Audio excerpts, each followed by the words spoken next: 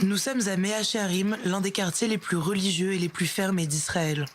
L'enclave abrite un peu moins de 10 000 personnes et obéit à ses propres règles. Ses habitants semblent s'être figés dans le temps. Seules les lois de la Torah régissent leur vie quotidienne. Lorsque l'on se promène à Mea Shearim, certains détails interpellent. Sur les murs, nombreux sont les petits panneaux affichant des drapeaux palestiniens ou des slogans antisionistes. C'est l'œuvre des Neturei Karta, une communauté de 10 000 familles en Israël, dont 700 se trouvent à Mea Shearim. Ils prétendent ne pas s'intéresser à la politique. Ils sont pourtant farouchement opposés à l'existence de l'État d'Israël. Voici le rabbin Meir Hirsch, qui dirige cette communauté et ne s'exprime jamais devant une caméra, sauf aujourd'hui où il nous a ouvert les portes de sa maison. Le mouvement Neturei Karta est apolitique et se revendique foncièrement antisioniste. Il a été créé en 1935 par mon père. La base du mouvement, c'est d'être antisioniste. Neturei Karta signifie gardien de la cité en araméen. Le groupe est né de la scission avec le parti religieux Agudat Israël, aujourd'hui ennemi déclaré. Ses participants appellent au démantèlement de l'État d'Israël et rejettent tout ce qui s'y rattache, allocations, sécurité sociale, papier d'identité, armée ou encore élections. Il y a des choses que nous sommes quand même obligés de payer, l'électricité et l'eau. Mais à part ça, l'éducation, les aides au logement, la famille, on ne prend rien. Quand nous devons nous rendre à l'hôpital, nous payons la consultation, qui est très chère, parce que nous n'avons aucune assurance. Au rez-de-chaussée de l'immeuble, une famille de 20 personnes se tasse dans 2 pièces et prépare un déjeuner de fête. La circoncision d'un enfant éthiopien, proche de la communauté. Tous les soirs, les parents déploient les matelas entreposés dans une cave. Le mouvement se distingue par un fort activisme.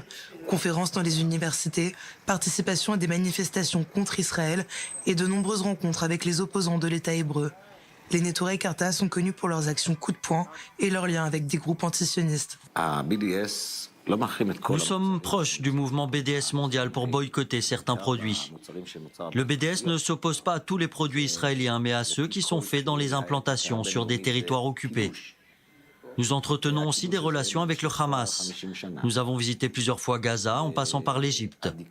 Comme nous sommes un groupe apolitique, nous arrivons à discuter avec tout le monde, Hamas, Hezbollah, gouvernement iranien.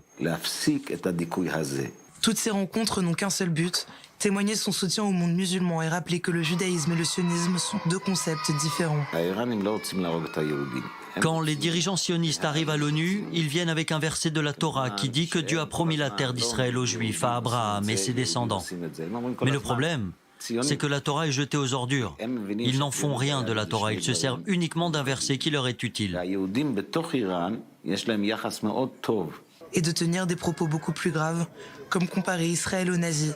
Le rabbin Hirsch évoque une collaboration entre sionistes et nazis, des allégations qui justifient son farouche antisionisme, en plus d'une interprétation du livre sacré.